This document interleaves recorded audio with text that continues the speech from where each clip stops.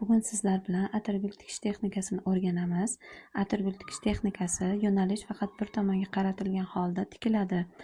Birinchi boshlanishda ikkita biser, bitta xrushtalik, bitta payetka bilan boshlab olib, o'rta qismiga yaqinlashganda 3 ta biser, o'rta markazga kelganda biser sonini oshiramiz. 5 ta 6 tagacha borish mumkin.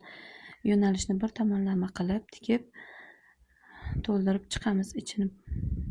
Bu atirgulni ansambllar, oqshom liboslari uchun, baskalar uchun, istalgan turdagi oqshom liboslari uchun foydalanishingiz mumkin. Bir odamdan so'rashdi-da, sizga eng ko'p yoqadigan, siz eng ko'p hurmat qiladigan, e'zozlaydigan, ardoqlaydigan odam kim deb bir katta bir olimdan so'rashibdi-da. Olim aytibdi, tikuvchi debdi. So'raganlar aytibdi, endi atrofingizda shuncha sizga yaqin odamlar bor. Martabalarda, mol-mulkda, davlatda, bilimda siz darajangizga yetadigan qancha odamlar bor. Siz bo'lsa ular ichida birortasini tanlamasdan tikuvchini aytyapsiz. Buni bir sababi bormi desa, albatta bor debdi. Nima sababi bor? Men har doim ustimga kiyim tiktirgani tikuvchiga borsam, u har safar meni bo'yimni boshqatdan o'lchaydi.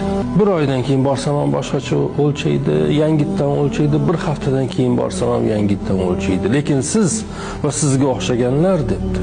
Men haqimda bir xulosaga kelib olasiz-da, umringizni oxirigacha shu xulosangizda qotib turib olasiz.